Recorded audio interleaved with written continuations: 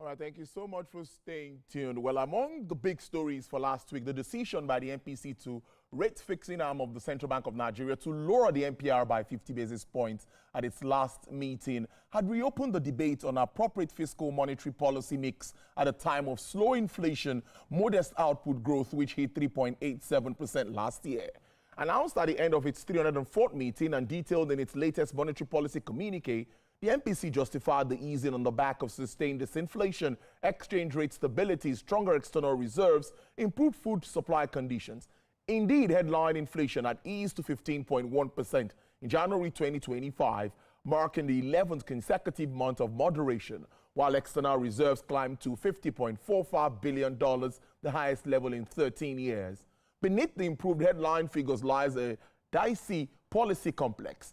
Inflation remains in double digits. Structural bottlenecks are on one side, while the country is approaching an election circle that is historically associated with fiscal expansion and liquidity surge. My guest today is Dr. Tunde Lemo. He is a fellow of the Institute of Chartered Accountants of Nigeria, as well as the fellow of the Chartered Institute of Bankers of Nigeria. Significant leadership and top management experience in both public and private sectors, spanning 38 years. Dr. Lemo served as Deputy Governor in charge of operations at the Central Bank of Nigeria. Prior to that, he was also Deputy Governor, Financial System Surveillance. To unpack all of these issues, he's live here in the studio. Dr. Lemo, thank you so much for coming in. It's good to have you here. Thank you for inviting me. Yes. I think I should start with your understanding of Nigeria's economy at this time, from the reforms to consolidating it, getting a bit out. Inflation now 15.1%. Our reserves are doing pretty well. What would you say about those reforms and where we find ourselves at the moment? Thank you very much. The reforms came at the time we needed it most, even though the public, majority of us felt it was going to inflict hardship on us. And that is the dual removal of subsidy at the forex level and then at the product level. People thought the current president only removed subsidy on petroleum, but the subsidy on dollar was also a clincher. And both actually had resulted in kind of rejigging the economy. It was tough at the beginning, but of course there's a new price discovery. We've got a new equilibrium, and that is why we're seeing resources now being allocated optimally. And the result is what we're beginning to see in the forex arena. We have not just exchange rate stability, but even the outlook is very stable. Given what we already have now on the cash flow segment, we're not likely to have any serious depreciation of the naira, except exogenous factors that really we couldn't think about, like the geopolitical issues and so on and so forth. Currently, you see, prior to now, the bulk of our forex earnings was going into product importation. Yes. And now that we have local manufacturing, local production of white products, we no longer spend almost our entire forex earnings now importing petroleum products. And that has brought stability. The stability that we also have in the area of forex has now meant that a lot of companies are looking inward. Yes. And we've started to see growth in non-oil exports, which of course was not there before. Nigeria lost our competitiveness when our currency was overvalued in real and its effective terms. But now that we have a market-determined exchange rate, with central bank being transparent, of course, what we're beginning to see now is sustainable growth in the area of non-oil exports. I'm really impressed that with the stability that we have is sustainable, and if only we can continue to keep our eye on the ball, ensure that we have a kind of coordination, effective coordination between the fiscal authorities and the monetary authorities. Of course, it will produce better results going forward. And that has been it. Many say it favors more of the macro and the micro. Those people on the street are still worried and concerned that when will it be that easy? Yes, we know that we've seen some positive around food prices in recent times. Many have agreed to that, and we've also seen that, though we've not reduced the money, we still, but you know, that's on one side. What would you say will be quick wins for government to quickly impact the vulnerable ones that believe that they are impacted more the fallout of these reforms? The very, very vulnerable ones need what I call conditional cash transfer. And of course, the present government thought about that, and with technology, we actually know where they are. Everybody now has a unique identifier, one way or the other. Yes. We could do that conditional cash transfer in a way that will ensure the vulnerable. I like the fact that students now have access to loans. These are low-hanging fruits that we can have. The other thing, of course, is for us to ensure that we keep our eye on the capacity utilization of most of our manufacturing companies. So long as we continue to ramp up, we will continue to ramp up production. Of course, unemployment rates will go down, and that is really where this thing can trickle down. For me, also, is to ensure that we continue to have the infrastructural gain. Once the road network is good, particularly the last mile, we're doing so well on intercity and so on and so forth. But from places where food production is and then the markets, that's from the farm gate, how do we ensure that what is produced from the farm gate gets to the market? And then, of course, if we can also do more on safety of life and property, because really today, it's really good for people to go back into agriculture because prices are fairly reasonable. You said earlier that, well, prices were high. Yeah. I like when agricultural prices are high because people then will then begin to say, okay, if I can produce it, why do I have to buy it? And that really has opened the minds of people to doing even much more than subsistence farming. And the surplus, of course, they do. There is empowerment for them. And then the linkage between the exports of our products and then, of course, the farm gates. Some of those things that we produce now, the exporters now get to the farm gates and produce them. And so there is significant opportunities also for them. Interesting stuff. Now, with the fact that subsidy is removed and also we have stability in the FX market, there's more money coming to the federation accounts and federal allocations to the states. And many believe that there should be more of support or that handshake. So let me ask, it's a 2-in-1 question. Do you think that the states are doing enough to support the federal government? Are they doing enough to support the efforts of the federal government and addressing, yes, the fallout of this? Let me ask that first. Let me put this in perspective. Yes, please. The state governments need to do more, no doubt. Okay. But it's not because they have more money in their hands. Okay. It's because as subnationals, really their focus should be, how do I remove poverty? How do I do things that are pro-poor? How do I ensure that we have medications for people? They don't have to travel 10 kilometers if they are sick, if they fall sick. There are drugs in the hospital. How do we ensure that schools that are in remote areas are fixed, and so on and so forth? The social development indices are things that they should focus more on, as opposed to grandiose and esoteric projects. But in fairness to them, a lot of us think they now have 4 times or 5 times the money they had before. I call it money illusion. It's money illusion because, yes, you may think somebody had 10 billion today, 5 years ago, he now has 50 billion. Yes. You've forgotten that what 50 billion can buy today is exactly what 10 billion could buy before.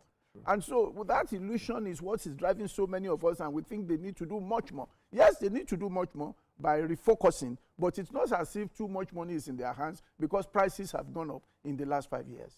So we should not, we expect much because we believe that the monies are coming in. What about the handshake between the fiscal and the monetary side? Many have commended that it's better than what we used to have before now. What do you make of the Mr. Cardoso and Mr. Wale Edun's relationship? By far better, in the sense that prior to now, we saw central bank being involved in quasi-fiscal activities, a Greek loan, and so on and so forth, which they shouldn't really be doing. Today, that has been decoupled, and central bank is into narrow central banking, and they're doing it effectively well. I think the coordination between the fiscal authorities and the monetary authorities has improved, but it can always be better. But let me also tell you, all over the globe, there's usually positive tension between them. You don't expect that they both will smile at each other every time of the day because the focus is different. The central bank governor will be keeping his eye on low inflation. Yes. The finance minister is saying, hey, another election year, we need to do much more dividend of democracy, which now means expansionary thing. And the central bank governor is saying, oh, look, this will hurt the macros. We need to then raise the price of money so as to cool down the temperature. That positive tension is what we see everywhere in the world. So Nevertheless, there should still be coordination between the fiscal authorities. I'm seeing more of that now, and I believe it should continue. Not just the fiscal authorities, even the trade policies and other things, of course, some of which is in the hands of the Minister for Industry and so on and so forth. Of course, thank God our minister is the coordination minister for the economy. So all of that on his table, he should coordinate better. But I think I'm impressed in the past 2.5, 3 years with the coordination that I see between the two of them. Well, would you now say that we've gotten to that brink? Have we gotten to that point where we should continue to see this disinflation trend, and we might continue to see easing on the monetary side, Dr. Lemo? Well, easing will continue so long as we continue to have macroeconomic stability, but don't forget we are entering into another election year. And that's another concern. Yes, election year certainly will mean there will be upsurge in the money supply. So central bank should keep an eye on that. I like the fact that they just reduced interest by 50 basis points, which is like signaling. All the other parameters were left unchanged because they still understand that the risk still exists, especially as we approach the election year. But that can be handled because that is seasonal. Post-election, when all of that is mopped up, we should continue with the trajectory that we have. Having our eyes on developing infrastructure. This economy, the capacity for this economy to grow is huge. Once we can fix infrastructure and we can return to meaningful production, 230 million of us, 70% of which are young people, I think we should be doing much more. Tax laws. That's also one that we've been talking about since late last year, and you know Mr. Taiwo Idele has been everywhere talking about it. And this is the time where implementation has gradually started one way or the other. I also like to get your views on that, and what are your expectations regards to our non-oil sector? The non-oil sector, I think I like the new tax policy, for instance, for the middle class, upper middle, criticize it a lot because for me, it converts the tax to become more progressive in nature. In other words, the poor will pay less, the middle class and the rich will pay much more, which is very important for us. And for me, it's very good. It's good in the sense that it's an effective way of transferring resources from the private sector to the public sector, provided, of course, the public sector spends the money meaningfully, which then means that, it goes to speak to what I said earlier, what should be the priorities of government. But I think the new tax policy is great, and then it's plugging so many loopholes. Okay, today we see a lot of tax avoidance, which is not necessarily illegal, but of course it means less money in the pocket of the government. But now they're blocking those loopholes so that at least you can now see that there will be more efficient way of ensuring that government revenue is boosted so that they will be able to have much more revenue. Because you see, when you spend more of tax money than borrowed money, it helps stability. The same money is in the system that is moving up and down. Otherwise, we will have to borrow more, and we don't have much headroom anymore. So much more that we have to do should come from the private sector through effective tax administration. Dr. Lemo, we see one way or the other in the news that you're also into politics now, and a lot is happening around the political world. Yes, this is a business show, but what would you say about the political economy of Ogun State? What are your expectations as we move towards elections? Well, for me, I want to commend the managers of Ogun State. So far, so good. If you look at Ogun State's story in the last 10, 15 years, you cannot but commend them. However, I also believe that given the opportunities that we have, we need to do a lot more. And for me, all the experience I've garnered in almost 4 decades should now be made available for public good, i.e. ensuring that Ogun State, we always joke about it, that Lagos in the underbelly of Ogun State. You can't travel to any other part of Nigeria without passing through Ogun. And the benefit of that is that, of course, is a new frontier of development, is a state that grows, the fastest growing industrialized state now. And so how do we then sit down and harness this to optimize the opportunities for our people so that they don't just become bystanders and they look at those high-rise buildings in the next 10, 15 years and there's not much for them. So they must have, the skin in the game. We must do it in such a way that brings win-win to the landowners and to the development that is coming. So everything should result in ensuring that people's fortune is better, while at the same time, we make ourselves as business-friendly as we can possibly be. Well, we'll see how all of that plays out, because politics is indeed very interesting. But what's your outlook, both for the state and for Nigeria, with where we are? Yes, I know we've seen some positive. Even the IMF and World Bank has confirmed that Nigeria should grow, you know, where we are not yet where we should be, but at least we are moving ahead. What's your own outlook at your end? For me, the outlook is great. I see our youth, they give me hope for a better tomorrow. Well-educated, tech-savvy, and then, of course, very enthusiastic. Let us not be discouraged with the Japa syndrome. They will Japada, they will come back and build this economy. However, when I look into the future, what gives me palpitation is security of life and property. If we can deal with that, this economy is an economy to watch in the next decade. This is the new frontier of global growth. And the global Africa that will grow sporadically, the centerpiece will be Nigeria. And this is really, really an economy that I believe will roar, provided, of course, we remove security of the issues that affect security of life and property. Once we can deal with that, just look at the potential that agriculture has in the Middle Belt. Middle Belt can produce, you know, for the entire West Africa. And we have solid mineral in virtually every part of Nigeria, 44 different solid minerals. Every state has potential to be great. But all we need to do, let's continue to have stable economy. Let's continue to have stable polity. That is what will drive business. And thank God for the business-friendly regime that we have now. Let's continue to grow on that and remove everything that makes Nigeria unsafe. In 1 minute, would you say, again, as fair as the forex market seems to be and the stability we've seen, is our currency appropriately priced? Our currency is still slightly undervalued. If you use PPP, what I call purchasing power parity, our currency should actually be trading around 1,200.